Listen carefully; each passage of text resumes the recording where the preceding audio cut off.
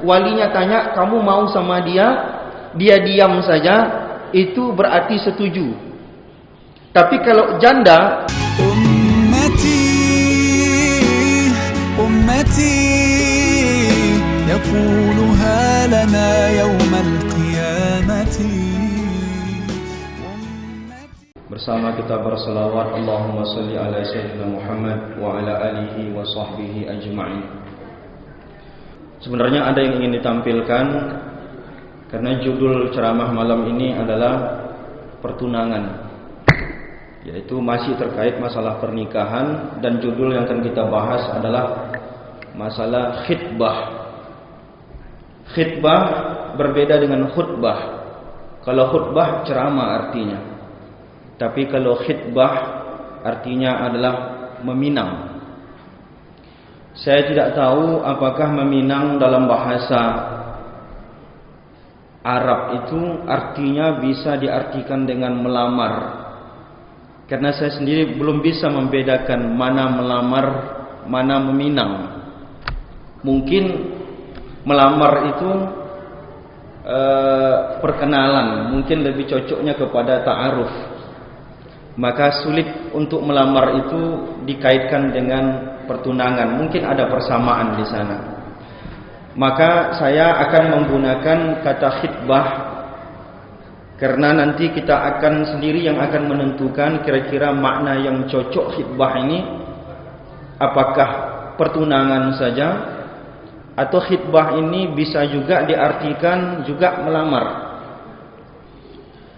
Bapak dan Ibu yang dimuliakan Allah, ini nantinya ada banyak pembahasan. Justru pembahasan yang paling banyak masalah pertunangan ini lebih kepada adat istiadat. Karena saya lihat di setiap daerah memiliki cara dan pola sendiri dalam melangsungkan pertunangan.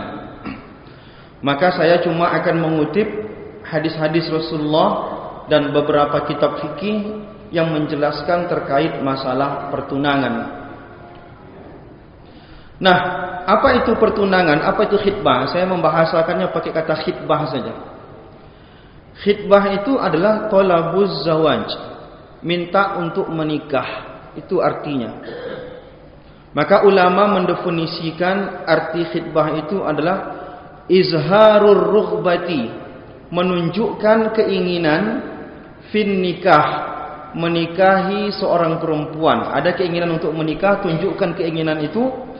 Wa i'lamul mar'ati, dan memberitahu kepada perempuan itu. Wa waliyu amriha, dan memberitahu kepada walinya bizalika, bahwa dia memiliki keinginan untuk menikah. Maka dari definisi yang dibuat oleh ulama ini, maka khitbah ini mungkin lebih mudah untuk diterjemahkan kepada proses pertunangan. Hanya saja nanti ada hukum-hukum yang terkait. Baik itu masalah melihat calon, sampai nanti masalah siapa yang boleh dan tidak boleh untuk ditunang. Dan itu penjelasannya cukup banyak di dalam kitab-kitab fikih kita. Bapak dan Ibu yang dimuliakan Allah, landasannya di dalam Al-Quran bisa kita lihat dalam surah An-Nisa ayat 235. Allah mengatakan, wala junaha alaikum fima aradtum bihi min khitbatin nisa. Tidaklah berdosa bagimu meminang wanita-wanita.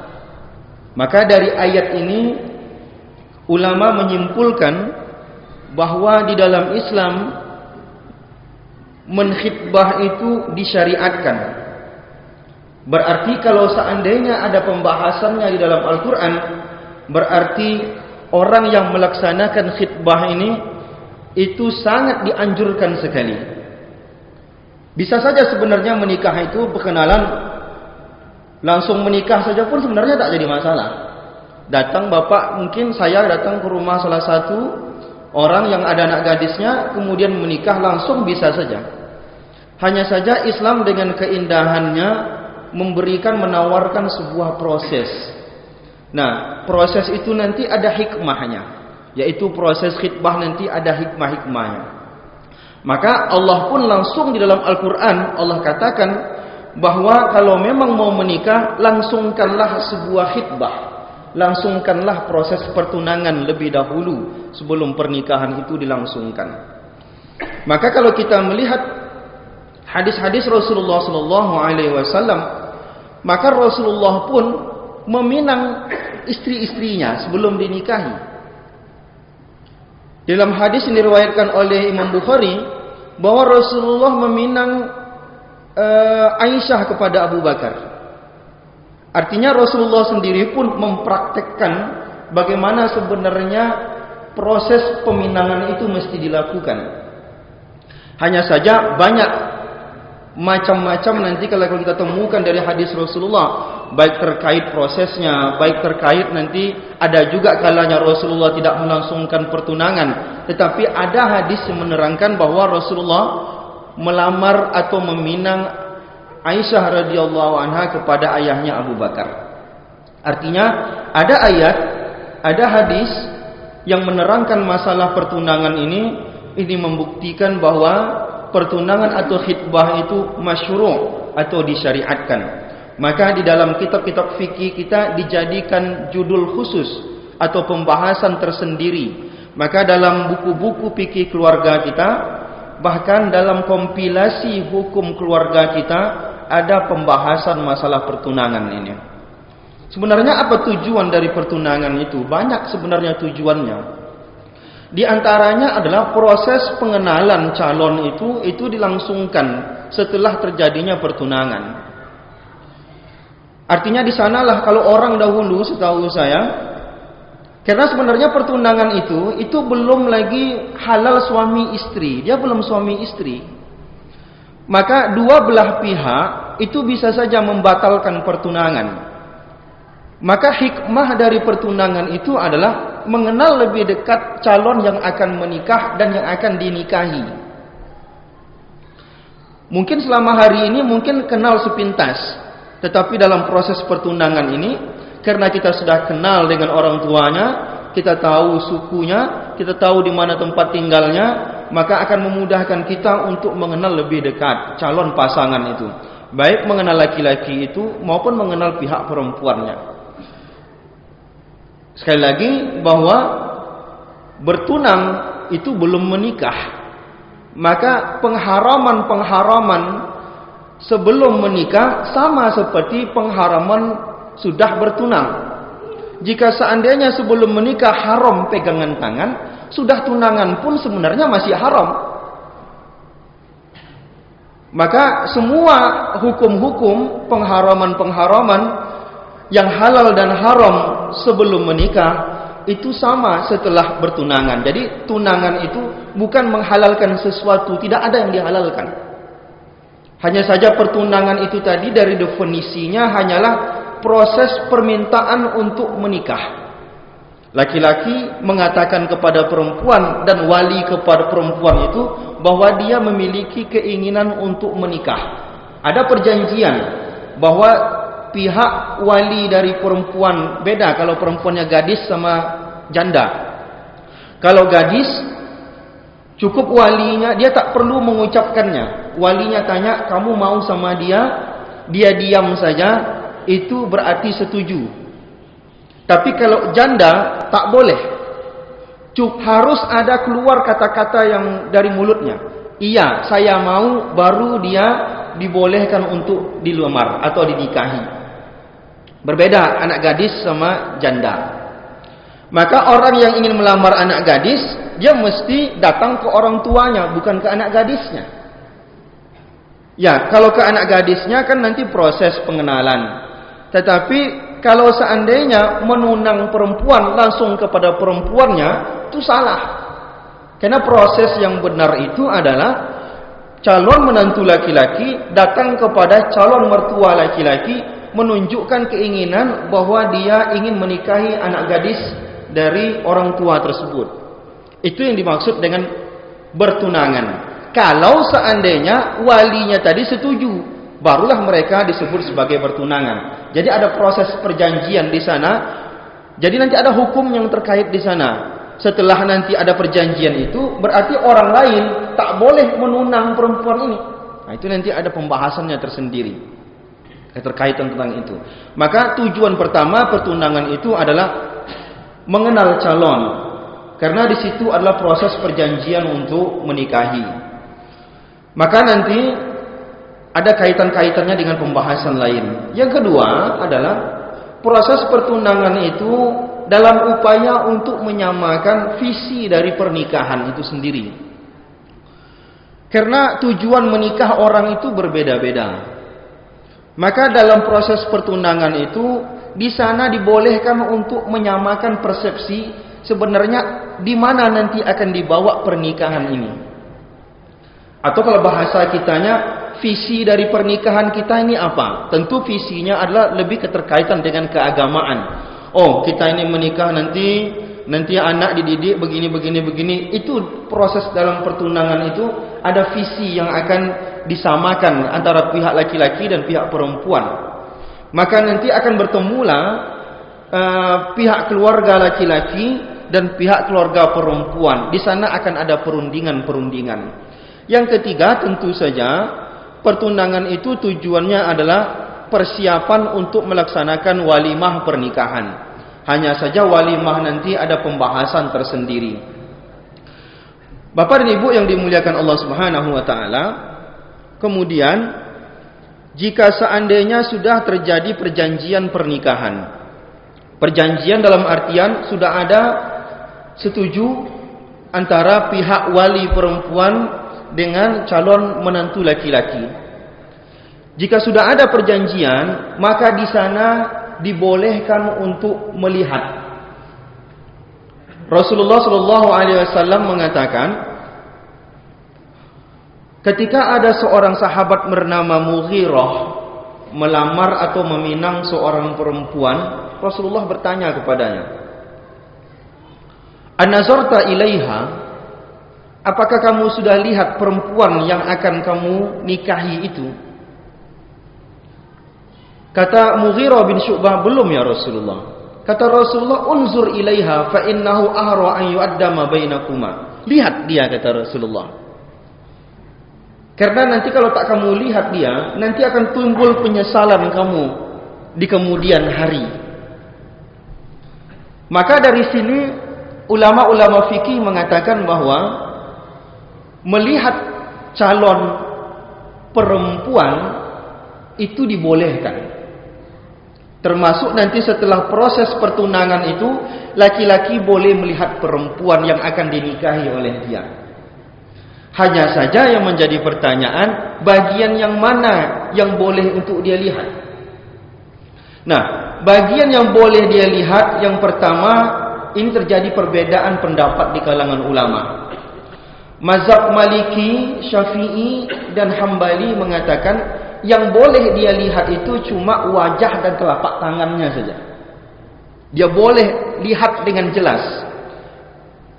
Dia boleh lihat dengan jelas bagaimana bentuk telapak tangan perempuan itu, dan dia boleh lihat paras perempuan itu dengan jelas dengan mata kepalanya. Saya pikir kalau ini mungkin hari ini mungkin berlaku, mungkin tak berlaku. Karena orang hari ini tak pun dia mau tunangan sudah dilihat sama dia. Tapi ini ada syariatnya, karena hadisnya ada. Banyak ulama mengkaji, kira-kira kenapa harus telapak tangan dan juga wajah yang dibolehkan untuk dilihat. Karena dalam mazhab Hanafi ada tambahan. Boleh wajah, boleh telapak tangan, boleh kaki yang biasa terlihat ketika dia bekerja di rumah. Biasanya kalau orang nyapu-nyapu di rumahnya kan terlihat kakinya. Itu dalam mazhab Hanafi itu boleh dilihat. Yang parah itu mazhab Daud Az-Zahiri. Mazhab Daud Az-Zahiri ini mengatakan, mohon maaf, kalau mesti telanjang perempuan itu pun boleh, selama itu yang membuat dia suka. Tapi pendapat ini dibantah oleh ulama. Ini pendapat yang sangat ganjil dan aneh sekali. Tetapi pendapat yang jumhur itu, yang mayoritas itu adalah yang boleh dilihat itu hanya telapak tangan dan wajah. Wajah kenapa boleh dilihat? Untuk melihat paras perempuan itu. Karena kata Rasulullah, setiap suku, setiap daerah memiliki ketertarikan yang berbeda-beda terhadap perempuan. Orang Ansor yang di Madinah, kalau lihat perempuan ada hal yang beda yang membuat dia tertarik. Orang Muhajirin juga kalau melihat perempuan ada hal yang beda, tak sama yang dilihat oleh orang Ansor dan tak sama yang dilihat oleh orang Muhajirin dari paras wajahnya. Mungkin kalau bahasa hari ini, orang Minang melihat wajah perempuan itu tak sama seperti orang Melayu, mungkin ada yang berbeda. Jadi kata Rasulullah, biarkan seseorang itu yang ingin menikah, dia lihat calonnya. Karena ketertarikan itu berbeda-beda. Mungkin perempuan ini cantik, tapi mungkin menurut suku yang ini bukan kecantikan seperti itu yang ingin dicari. Mungkin bagi suku yang lain, mungkin bukan paras seperti itu, cantik yang seperti itu yang ingin dicari. Jadi berbeda-beda ketertarikan itu. Nah, adapun telapak tangan, kenapa disuruh? Maka ulama mencoba untuk membahas. Maka di sana akan terlihat sebenarnya perempuan ini perempuan yang rajinkah atau perempuan ini pemalas. Itu nanti akan memutuskan, akan menjadi alasan laki-laki ini memutuskan dia mau tak sama perempuan itu.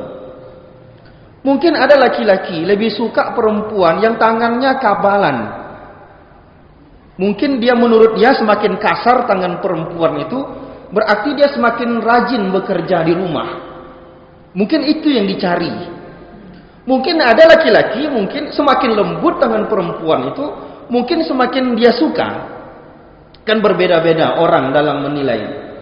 Tetapi kalau memang dia prioritas dia istri yang baik, tentu dia akan mencari tangan perempuan yang mungkin kelihatannya keras, mungkin kasar. Kalau bahasa kitanya, mungkin semakin banyak kapalan di tangan perempuan itu menunjukkan perempuan itu rajin menyapu, rajin nyuci piring. Mungkin itu yang dia cari dari perempuan.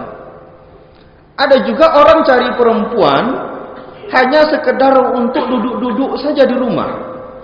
Maka semakin lembut tangan perempuan itu, semakin dia suka. Dia tak peduli mau rajin, mau malas, ya terserah. Yang dicari dia adalah perempuan yang tangannya lembut.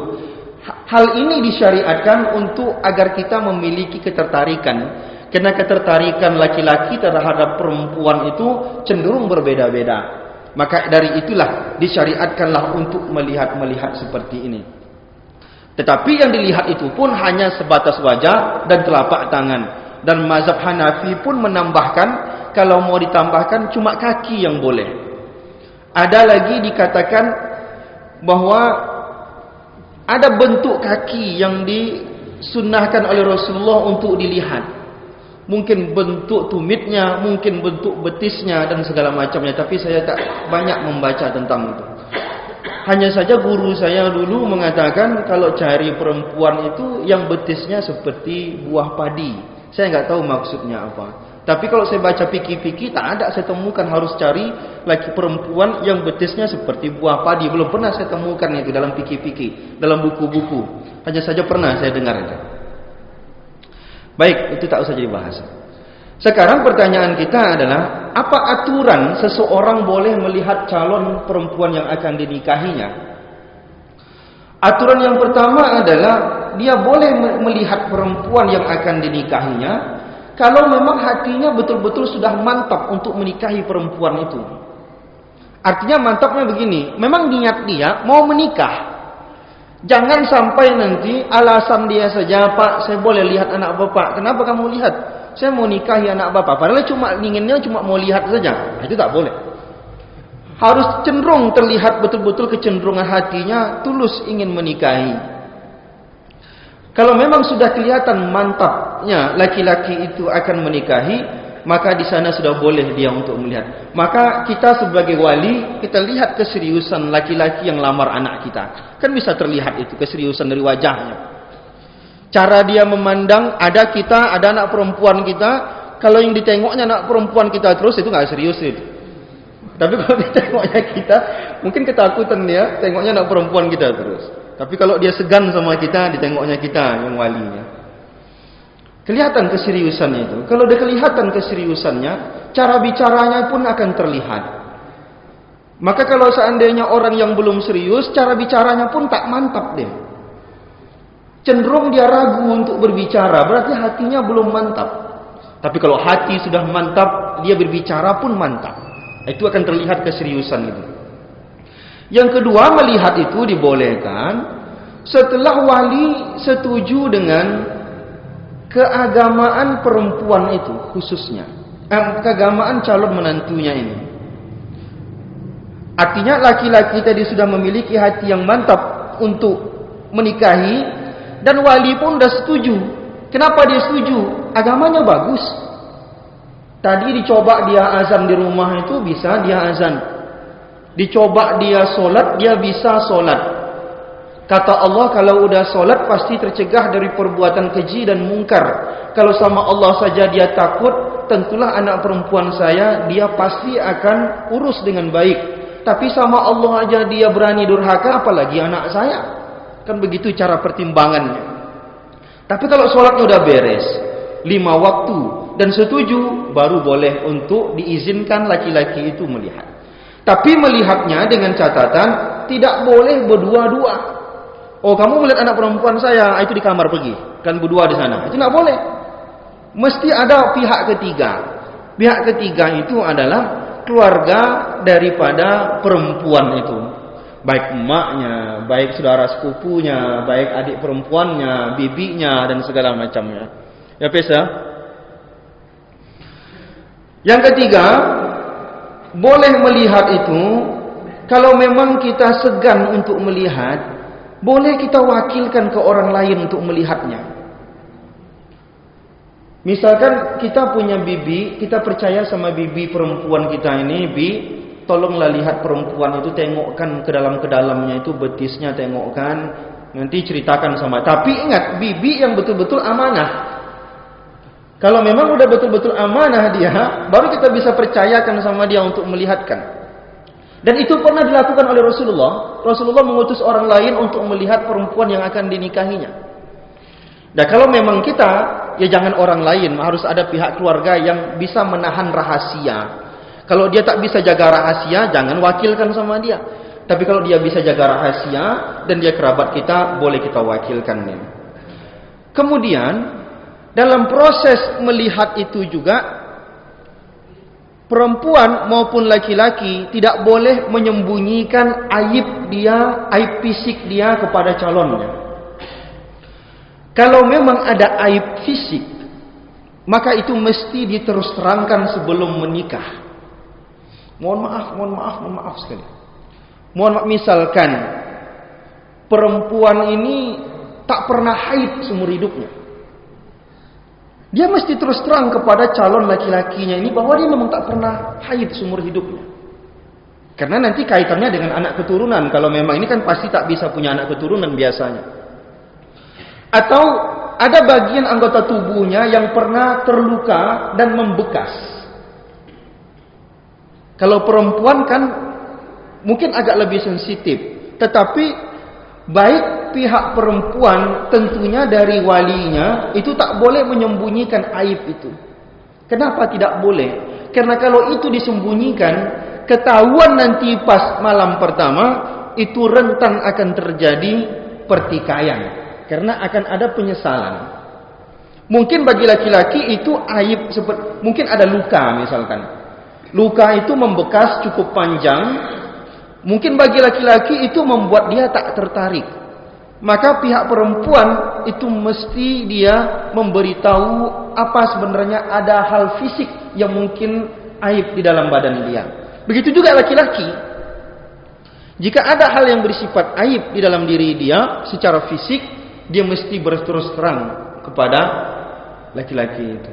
Nah, itu dia. Tetapi yang aib fisiknya tak boleh disembunyikan. Nah, itu itulah aturan-aturan yang membolehkan kita untuk melihat. Maka melihat itu juga tak sembarangan. Maka melihat itu mesti mengikut aturan-aturan yang kita baca tadi. Nah, kemudian Bapak dan Ibu yang dimuliakan Allah, tidak semua pula perempuan itu boleh untuk dikhitbah. Artinya ada perempuan-perempuan yang haram untuk dikhitbah. Pertama, perempuan yang haram untuk dikhitbah itu adalah perempuan yang haram untuk dinikahi. Haram untuk dinikahi itu ada dua macam. Ada haram selama-lamanya, ada yang tidak selamanya haram dinikahi. Haram yang selama-lamanya dinikahi itu ada 3 jenis. Coba lihat nanti, boleh dirujuk di surat, lupa saya mencantumkannya surat berapa ini. Di surah An-Nisa ayat 23 nanti Allah sudah jelaskan itu siapa yang haram untuk dinikahi. Maka orang yang haram dinikahi ini juga haram hukumnya untuk dilamar, ditunang. Yang pertama, yang haram selama-lamanya untuk dinikahi karena adanya hubungan nasab, karena ada garis keturunan. Selama-lamanya tak boleh. Siapa itu? Pertama, ibu, nenek dan ke atas. Baik nenek dari ayah maupun nenek dari ibu ke atas itu haram untuk dinikahi selama-lamanya, maka haram juga untuk dipinang selama-lamanya.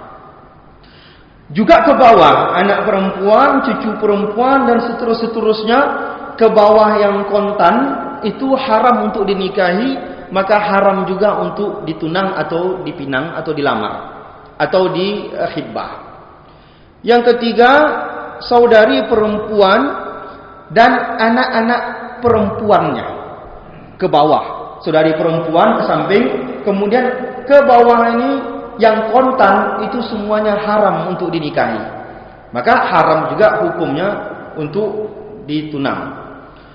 Yang keempat, yang haram selama-lamanya tadi berkaitan dengan nasab adalah bibi atau tante, yang baik tante dari sebelah ayah maupun dari sebelah ibu yang kandung.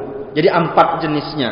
Berdasarkan keturunan ada 4 jenis yang haram untuk dinikahi, maka yang 4 ini juga haram untuk ditunang. Ibu, nenek dan ke atas, anak perempuan, cucu ke bawah, saudari perempuan ke samping dan ke bawah, dan juga bibi baik dari ayah maupun dari ibu. 4 macam ini. Itu dari segi garis keturunan atau dari segi nasab. Yang kedua, dari segi musaharah. Musaharah ini artinya adalah karena ada hubungan pernikahan. Karena ada hubungan pernikahan, maka selama-lamanya haram untuk dinikahi. Siapa itu? Menantu perempuan kita. Meninggal pun anak kita, menantu kita tak boleh kita nikahi selama-lamanya. Mertua perempuan kita, istri ayah kita, bukan mak kita, misalkan ayah kita punya bini 4. Jadi meninggal ayah kita yang bukan emak kita tak boleh kita nikahi selama-lamanya. Begitu juga anak perempuan istri kita, anak tiri perempuan kita, dengan syarat istrinya itu sudah kita dukhul. Mohon maaf, dukhul itu tak perlu saya terjemahkan, tapi dah tahu arti dukhul itu. Kalau istri sudah didukhul, maka anak perempuannya selamanya haram dinikahi. Nah, tapi kalau belum didukhul istri, misalkan nikah, pas akad nikah, ninggal istrinya, kan belum didukhul itu. Kalau belum didukhul, maka anak perempuannya boleh kita nikahi. Tapi kalau sudah didukhul, udah malam pertama, maka itu tak boleh. Selama-lamanya tak boleh kita nikahi. Itu yang kedua, dari segi musaharah. Yang ketiga, dari segi rodo'ah, susuan. Yang mana yang haram dinikahi karena susuan? Semua yang diharamkan karena ada garis keturunan tadi, maka haram hukumnya karena pernah terjadi sesusuan. Hanya saja ulama berbeda pendapat. Yang sesusuan ini berapa kali nyusu? Kalau mazhab Syafi'i itu 5 kali nyusu berarti sudah dianggap sebagai anak susu. 5 kali nyusu itu bukan berarti ngisap sekali lepas, ngisap sekali lepas, bukan itu. Dia pernah nyusu sekali sampai kenyang berhenti, itu 1 kali. Kemudian sampai 5 kali dia. Kalau seandainya dia berhenti karena mau narik nafas, karena anak itu kan kalau kita susui, karena dia mungkin ngisap terus, dia mau bernafas, dia lepaskan sebentar, tapi dia sambung lagi, itu masih hitung 1 dalam mazhab Syafi'i, Pak. Dan mazhab Hanafi itu 2 kali. Ada juga mazhab yang lain mengatakan selama dia pernah menyusu walaupun sekali. Hanya saja sekarang muncul permasalahan. Bagaimana kalau nyusunya tak langsung? Pakai bank ASI. Sekarang kan ada bank ASI, Pak. Hanya saja jadi masalah sekarang bank ASI ini tak ada mereknya. Misalkan ada bank ASI itu kan ada botol isinya ASI. Tapi tak tahu ASI siapa, dibelilah, dipesan. Ini problem zaman sekarang ini, Pak. Karena memang susuan itu perlu untuk dijaga. Ibu-ibu yang pernah menyusui seorang laki-laki, anak laki-laki, maka dia mesti tahu betul dan jangan sampai putus kontak. Saya misalkan ada emak susuan saya di Kampar. Pernah misalkan emak saya susuan saya itu menyusui saya, kemudian hilang kontak. Kemudian emak kandung saya bilang, "Nak, kamu punya saudari sesusuan di Kampar itu." Tapi mama tak tahu yang mana orangnya. Tapi mama tahu dia tinggalnya di daerah Kampar. Maka seperempuan sekampar itu tak boleh saya nikahi. Kalau emak saya bilang usianya ya sekitar usia mula. Usia dia, maka perempuan yang seusia saya di sana itu tak boleh saya nikahi sampai saya yakin, oh inilah orangnya saudari sesusuan saya itu. Kan ajab kita dibuatnya.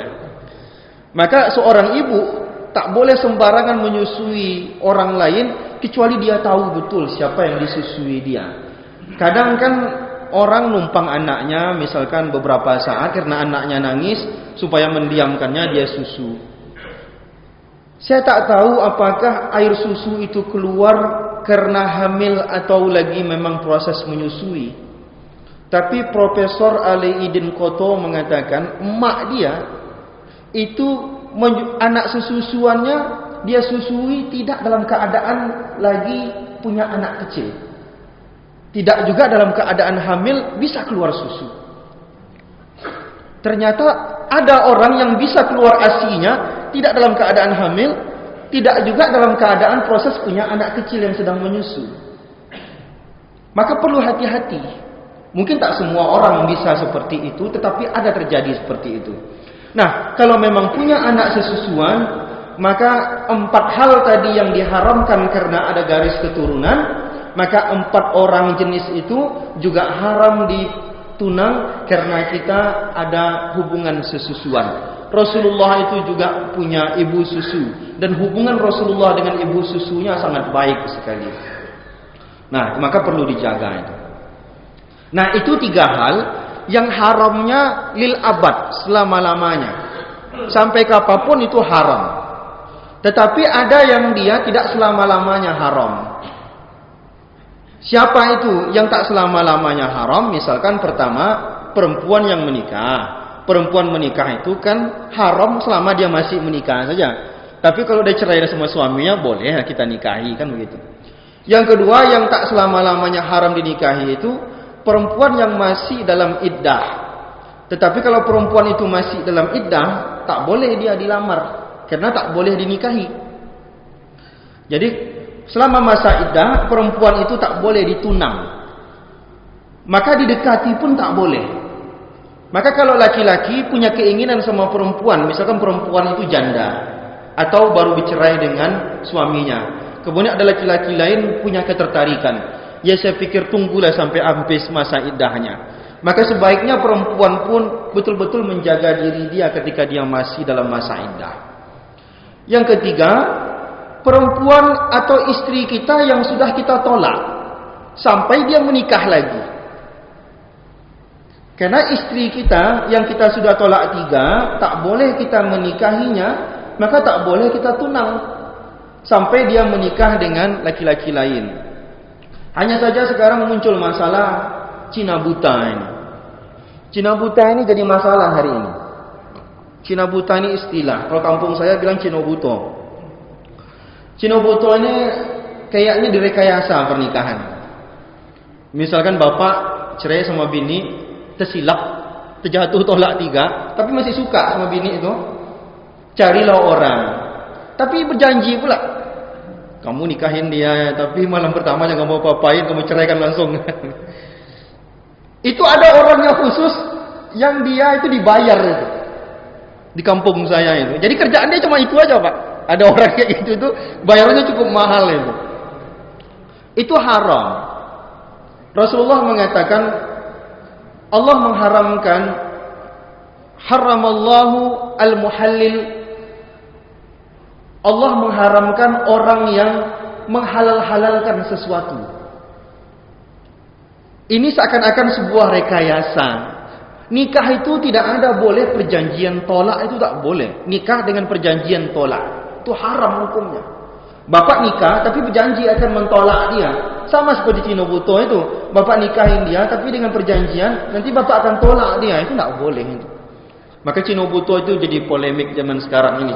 Kalau ada cerai kan, ya tanggung sendirilah. Ya carilah perempuan lain, itulah bahasa kitanya. Tapi kalau memang perempuan itu sudah kita tolak, tak boleh kita lamar lagi. Sampai kapan? Sampai dia menikah dengan orang lain, habis masa iddahnya, boleh kita nikahi lagi. Yang keempat, yang tak selamanya, artinya haram tapi tak selamanya, menggabung adik perempuan atau bibi daripada istri kita. Karena kalau digabung duanya kan haram. Istri kita nikahin, kemudian kita nikahin adik kandungnya, itu haram hukumnya. Istri kita nikahin, kemudian kita nikahin bibi dia dalam waktu yang sama, haram hukumnya. Tapi kalau kita ceraikan istri kita atau meninggal istri kita, ya bolehlah kita nikahi adiknya, boleh juga kita nikahi bibinya pun boleh kita nikahi. Yang kelima, perempuan yang kafir itu haram dinikahi sampai dia beriman. Artinya tak selamanya haram. Kalau dia beriman ya boleh kita nikahi. Yang keenam, perempuan yang sedang muhrim. Muhrim itu kan bukan mahram. Kalau mahram sama muhrim itu beda. Kalau mahram yang haram dinikahi. Tapi kalau muhrim artinya orang yang sedang ihram. Jadi bapak yang pakai kain ihram itu namanya muhrim. Kalau kita kan udah salah dalam istilah ini. Jadi ada muhrim, ada mahram. Yang haram untuk dilamar itu adalah perempuan yang sedang muhrim, itu haram untuk dilamar. Nah, jadi itu aturan-aturannya. Kemudian yang ketiga, yang haram untuk ditunang itu adalah perempuan yang masih dalam tolak raj'i.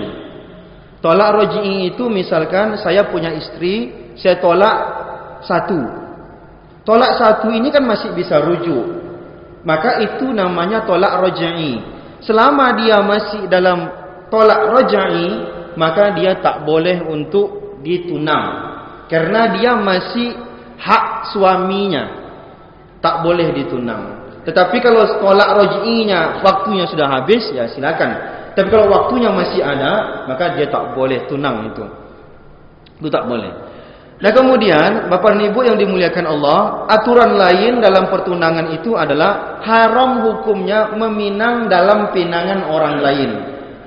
Kata Rasulullah, la yakhtubur rajulu ala khitbati akhi. Tak boleh kamu menunang atau meminang perempuan dalam pinangan orang lain.